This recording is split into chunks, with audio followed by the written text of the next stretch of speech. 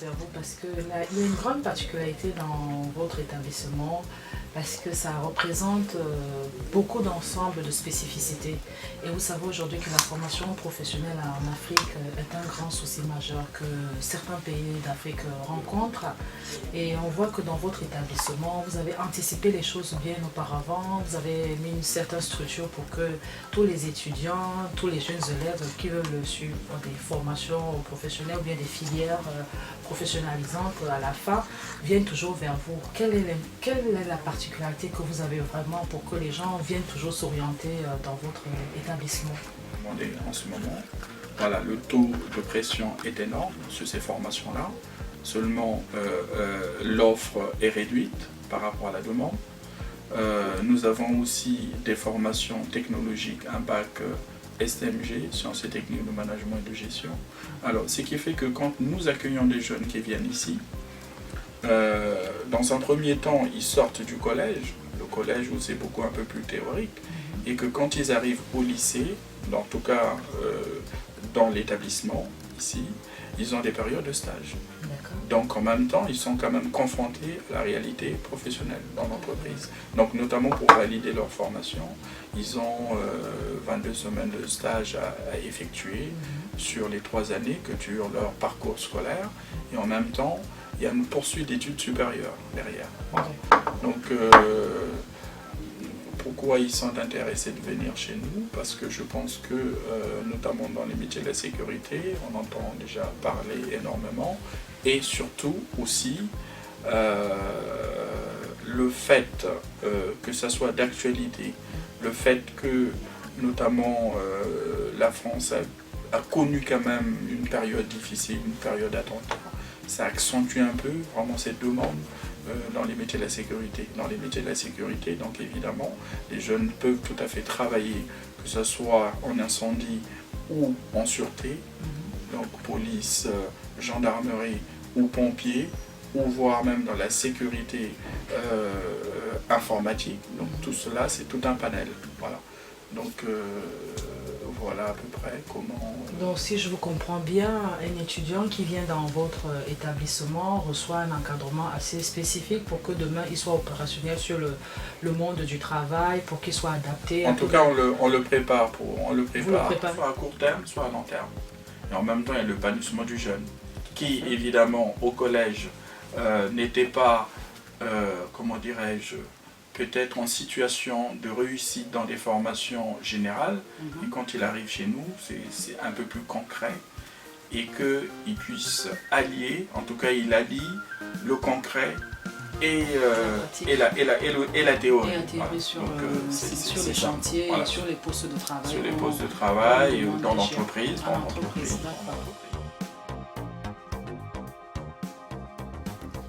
Je suis Antonine Cromwell, je travaille à Jeanne-la-Lorraine depuis 2013-2014.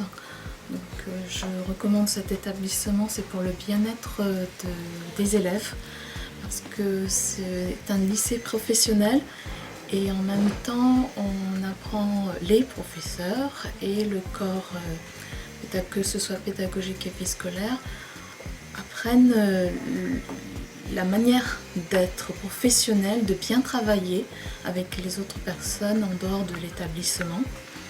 Donc c'est un bon point de vue que je pourrais donner. Et puis en même temps, partager les valeurs des uns et des autres. Et puis savoir aussi s'adapter en même temps, mais surmonter. Parce que c'est dans les difficultés et dans l'injustice aussi qu'on arrive à surmonter. Voilà, donc on rentre encore dans une salle dédiée au métier de la sécurité. Donc c'est leur espace. Donc ici, c'est la salle sûreté.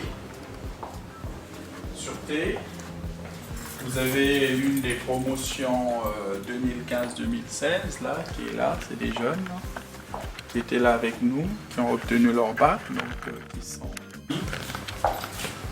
mais qui concerne beaucoup plus la sûreté, tout ce qui est sûreté. Donc vous rentrez, alors il y a une caméra, C'est là où évidemment il peut regarder toutes les caméras de surveillance. Vous voyez ici, voilà, vous voyez ici, donc c'est leur espace avec tout le matériel dédié pour les rendre, pour voilà. On retrouve encore du matériel ici, pédagogique, les extincteurs pédagogiques, comment remplir, voilà.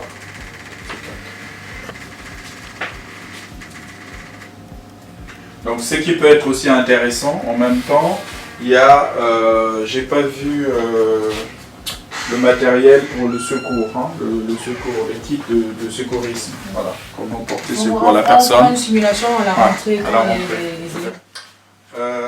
Les formations Bac Pro métier de la sécurité, ah bah, ils ont 3 ans en fait, hein. 3 ans, seconde, première, terminale. Quand ils sont en seconde et en première, ils peuvent valider un premier diplôme intermédiaire qu'on appelle le CAP, agent de sécurité.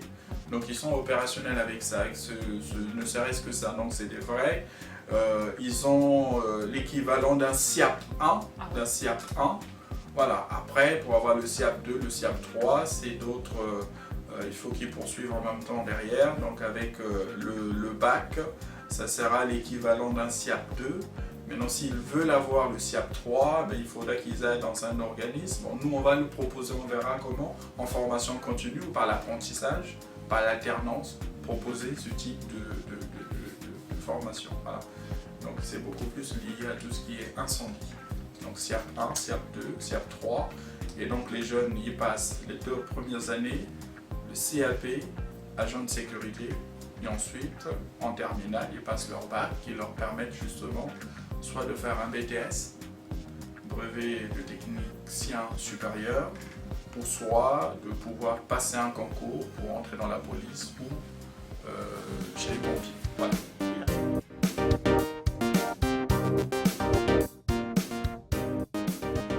Alors moi je m'appelle Ernest Badji, je suis d'origine sénégalaise et je suis au lycée Jeanne de la Lorraine depuis bientôt 6 ans. Ça fait 6 ans que je suis arrivé dans cet établissement. Je suis donc responsable de tout ce qui est vie scolaire. J'ai la charge donc d'organiser la vie des élèves en dehors de la classe et dans la classe parce que je gère les emplois du temps. Je gère aussi tout ce qui concerne la discipline dans cet établissement. Et au-delà de ça, bon, moi j'ai comme responsabilité, mais pas imposée par mon métier, mais parce que je suis un passionné de l'éducation. Ça fait depuis plus de 30 ans que je fais ça. J'ai commencé en Afrique comme prof et puis je suis arrivé ici aussi comme enseignant d'abord, avant de prendre en charge la responsabilité d'organiser la vie scolaire. Alors ce qui est intéressant dans cet établissement, c'est surtout l'accueil des jeunes qui sont quelquefois un peu malmenés par le système scolaire. Ce qui est intéressant, c'est surtout de les prendre d'où ils arrivent et d'essayer de mettre un peu plus d'envie de réussite. Et on y arrive bien parce qu'il y a certains élèves qui partent d'ici, qu'on a eu en seconde, avec beaucoup de difficultés à créer un projet pour eux, un projet personnel. Au final, quand on les libère en terminale avec le bac dans la poche, on en fait des gens qui ont envie de réussir quelque chose et qui en fait retrouvent le chemin de la réussite. C'est surtout ça le plus intéressant. C'est les prendre au moment où ils sont le plus fragiles et les amener à reprendre goût à la réussite, à former un projet pour l'avenir. Et donc ça fait partie des choses qui me motivent énormément dans ce que je fais ici. C'est un petit établissement. On les connaît tous, par leur prénom, par leur nom. Et on connaît aussi leur histoire parce qu'on a réussi à instaurer un dialogue franc entre eux et nous. Enfin, moi particulièrement, je sais que mon bureau est toujours ouvert. Et c'est là où, effectivement, souvent les enseignants comme les élèves me disent, c'est le lieu où on vient poser un peu son sac. Mais on le pose, mais on repart toujours avec la possibilité de d'avoir une autre perspective quoi, de ce qui se passe autour de nous. Alors, dans ce travail que nous faisons, il y a aussi, au-delà de la formation, à avoir un diplôme, mais c'est aussi la capacité de devenir un homme responsable. Et c'est à cause ça qu'on développe beaucoup plus aussi l'envie d'être solidaire, de voir aussi que au-delà de chez nous, il y a d'autres gens qui sont dans des situations qui sont beaucoup plus difficiles. Et ce qui est intéressant, ce n'est pas, parce que souvent quand ils arrivent dans nos établissements, ils viennent aussi comme ceux qui ont besoin d'aide. Mais de renverser la situation, ils deviennent plutôt ceux qui sont dans l'aide. Et ça les motive et puis ça les grandit aussi. C'est-à-dire qu'ils ne sont plus ceux qui tendent la main, mais c'est eux qui donnent. Et je crois que ça, c'est vraiment très important, parce que c'est capital pour leur transformation pour demain. Et c'est à cause de ça que nous avons des projets humanitaires. Quand je suis arrivé, il y avait un premier projet qui était à destination du Cameroun. Et là, cette année, nous partons avec un groupe de jeunes et quelques enseignants pour le Sénégal. Parce qu'on s'est rendu compte effectivement que des pays comme le Sénégal, malgré le fait qu'ils soient aussi, ils avancent un développement en termes d'éducation, ils sont pas mal avancés, il y a beaucoup de choses qui sont faites. Mais il y a quand même jusqu'à présent une fracture numérique qu'il faut arriver à résorber, parce qu'aujourd'hui, quand on n'a pas une connexion Internet dans un établissement scolaire, on se prive de beaucoup de choses.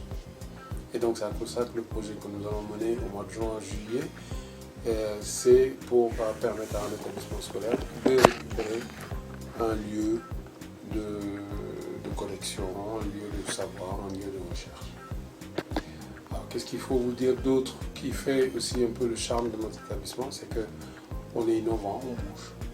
Là, au retour des vacances, nous partons dans un monastère pour permettre à nos jeunes de terminale d'avoir un lieu où ils vont pouvoir se déconnecter du monde et travailler sur leur projet d'obtention du bac. Et ça fait partie aussi des choses qui sont spécifiques à notre établissement. L'année dernière, on est parti avec 24 jeunes et là, cette année, on part avec 38. Donc, en plus, c'est basé sur le bénévolat. Et oser partir dans un lieu où, effectivement, vous n'avez plus WhatsApp, vous n'avez plus Snapchat, vous n'avez plus la connexion qui vous permet de rester rivé sur votre téléphone et de consacrer tout votre temps au travail. Je crois que c'est quelque chose qui est spécifique à notre établissement. Pour l'instant, c'est innovant, c'est quelque chose qu'on a innové depuis l'année dernière. Et on va plus loin, parce que l'année prochaine, par exemple, nos jeunes de seconde et première, on va leur proposer de donner 40 heures de bénévolat pour ceux qui sont les plus défavorisés à travers les associations qui sont autour de nous dans le 93. C'est l'entrée des élèves, et avec notre slogan, vraiment, AGLL, votre avenir prend des ailes. C'est-à-dire que nous remettons debout les jeunes quand ils rentrent ici, et quand ils ressortent, il y a un changement total, radical, épanouissant. Et ça fait plaisir à voir, et c'est important. Voilà. Donc ça, c'est l'entrée des élèves, uniquement des élèves. Ils sont en face, c'est plus rapide puisqu'ils ont le tram T4 qui va de Bondy à Aulnay. Et la desserte, c'est la station Pavillon-sous-Bois qui rentre. Ils sont accessibles. L'entrée des adultes, c'est de l'autre côté. Donc, c'est deux entrées séparées. On peut se le permettre parce que l'établissement est bien situé. Le savoir-être est important pour les rendre professionnels. Donc vous voyez que là, les uniformes obligatoires pour toutes les classes, du lundi, mardi, jeudi. Donc ils sont bien habillés en uniforme scolaire. C'est important. Sinon pas ça, on ne les fait pas rentrer dans l'établissement. Alors, donc moi le matin, j'arrive très tôt dans l'établissement. Quand je dis très tôt, j'arrive quand même juste avant la rentrée des élèves. Il y a donc un accueil qui est fait à l'entrée de l'établissement, parce que l'entrée des élèves est située de l'autre côté, du côté du tram. On les reçoit, bien sûr avec le sourire, sachant que moi je tiens à cet accueil parce que c'est là où on peut voir un peu comment ils arrivent dans l'établissement, quel est le visage avec lequel ils rentrent dans l'établissement. Et quand ils sont arrivés, les jeunes sont regroupés dans la cour. Vous avez un espace avec des emplacements qui indiquent la place de chaque classe, ce qui fait que les enseignants viennent les récupérer. Première métier de l'accueil. Donc après, à la récréation, les surveillants sont dans la cour pour vérifier tout ce qui se passe. Donc vous constatez qu'effectivement, on a les secondes, les premières et les terminales. Donc chaque classe a son emplacement. Donc ils savent, quand ils arrivent le matin, 8h20, ils se mettent dans les rangs. L'enseignant vient les chercher 8h25. Le cours démarre à 8h30. Ils ont une récré 10h20, 10h35. 10h35. Et ensuite, après, ils reprennent 10h35. L'enseignant vient les chercher là. Il les amène en cours. Midi 25, ça s'arrête. Ils ont une pause déjeuner. 13h30. Ils recommencent. 13h30, 15h20. Récré. 15h35, cours. Et le plus tard possible, les cours s'arrêtent à 17h30. Moi, j'enseigne l'économie et le droit depuis 5 ans. Et donc, j'ai plusieurs classes, les terminales, les premières et les secondes. Donc effectivement, lorsque je suis rentrée dans le lycée, j'ai remplacé en fait un collègue qui était malade sur son poste. Ensuite, après, s'est posé la question à savoir est-ce que je devais continuer ou non dans l'enseignement. Le directeur a fait en sorte de me garder et puis de me créer en fait un poste où j'étais affectée à enseigner que l'économie et le droit. Donc effectivement, ça fait 5 ans que je suis enseignante dans cette matière-là. Et quelle est la particularité que vous avez ici par rapport aux élèves que vous rencontrez au quotidien, les profils que vous rencontrez et quels sont les conseils que vous leur apportez sur le monde de l'entrepreneuriat lié au droit?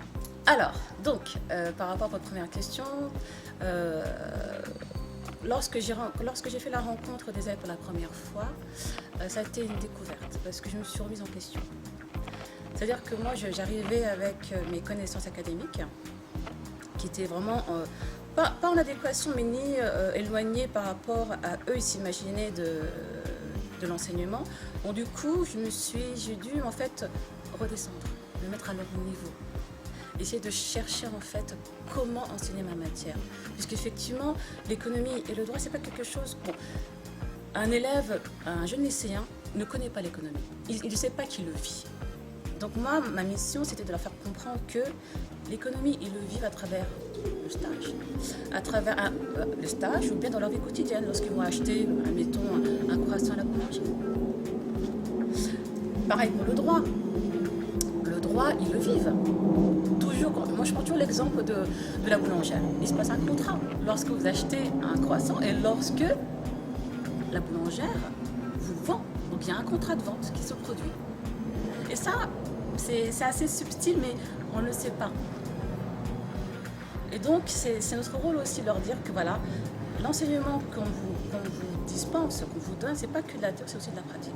Et aussi, ils le vivent dans le milieu professionnel lorsqu'ils font leur stage. Effectivement, on leur dit, avant même de rentrer dans le milieu professionnel, on leur dit que le monde de l'entreprise, c'est un monde où vous allez, pas vous épanouir, mais vous découvrir.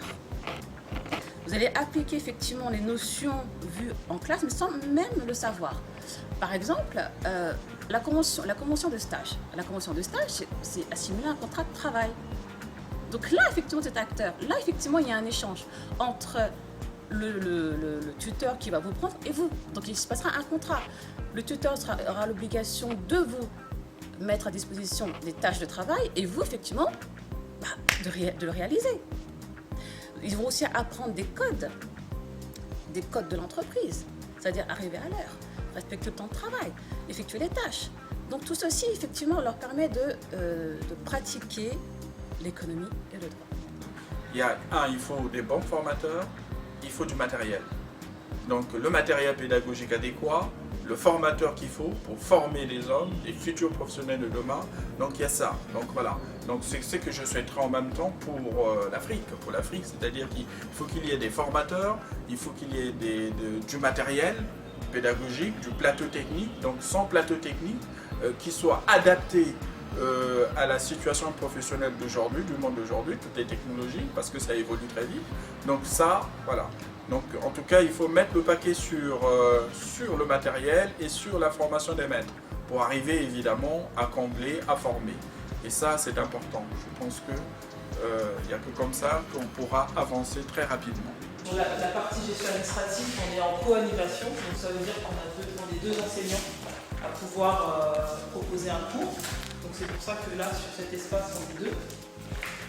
Là, ici, on a plus un rôle de manager finalement, parce qu'on est dans une salle d'entreprise. Donc on est ici, on est à deux, et on doit leur proposer des scénarios. Donc c'est des cas, moi ce que je fais c'est des cas d'entreprise, parce que comme j'ai une entreprise et que je suis autour de l'entrepreneuriat, donc j'arrive facilement à demander à des collègues des scénarios pour pouvoir le présenter aux élèves. Donc voilà, donc on va travailler sur le pôle RH, donc tout ce qui est ressources humaines, ça passe de comment on recrute un candidat, lorsqu'on recrute une entreprise, qu'est-ce qu'il y fait.